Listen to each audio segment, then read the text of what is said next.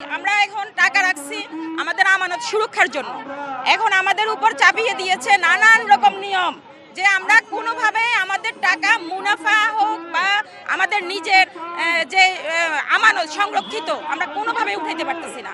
আমরা এখন টাকা এফডিআর এমটিআর মেয়াদি আমানত আমাদের যখন পূর্ণ হচ্ছে আমরা গেলে বলে যে আপনাদের আগে হেয়ার কাট করতে হবে, হেয়ার কাট করে তারপর সেভিংসে নিতে হবে, সেভিংসে নেওয়ার পরেও আমরা টাকা উঠাতে পারবো না।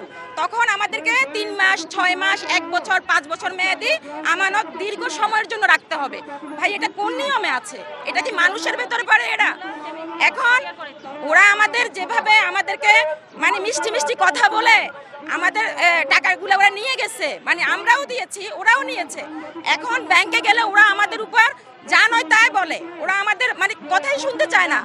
মানে এটা কোন ধরনের ব্যবহার? আমরা কোথায় যাব বলেন? আমরা এখন রাস্তায় দাঁড়াইছি এসে, আমাদের এখন একটাই দাবি, আমরা কোনো হেয়ার কাট মানি না 24-25 সাল, এবং আমাদের লেনদেন স্বাভাবিক করতে হবে। আমাদের যে আমানত মেয়াদ পূর্ণ হবে সেটা আমাদেরকে ধাপে ধাপে ফেরত দিতে হবে।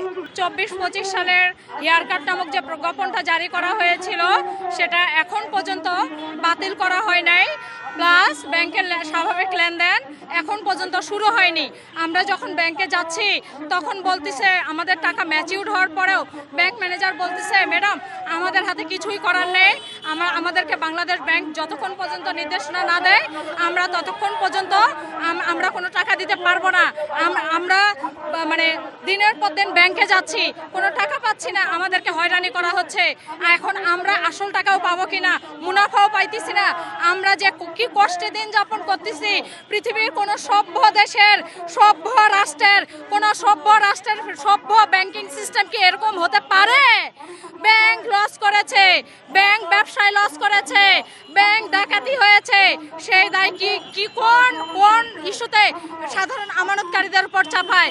আমরা সাধারণ আমানতকারী, আমরা ব্যাংকের মূল চালিকা শক্তি। ব্যাংক যদি লস করে থাকে সে দায় ব্যাংক নেবে।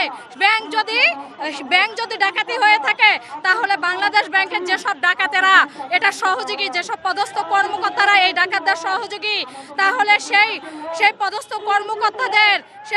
কর্মকর্তাদের বিরুদ্ধে কেন শাস্তি নেওয়া হলো না এখন পর্যন্ত?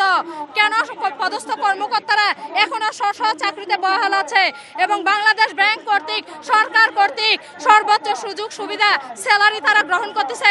আজকে ব্যাংকের এমপ্লয়ারদের যে 20% কর্তন করা হয়েছিল সেটাও দিয়েছে। ব্যাংক ম্যানেজাররা এবং এমপ্লয়াররা ব্যাংকের ঈদের বোনাস পেয়েছে। আমাদের কি অপরাধ? আমরা তো কোনো অপরাধ করিনি। আমরা আমাদের স্বাভাবিক জীবনে ফিরতে চাই। হেয়ার কাট উঠে নেওয়ার জন্য আমরা জোর দাবি জানাই।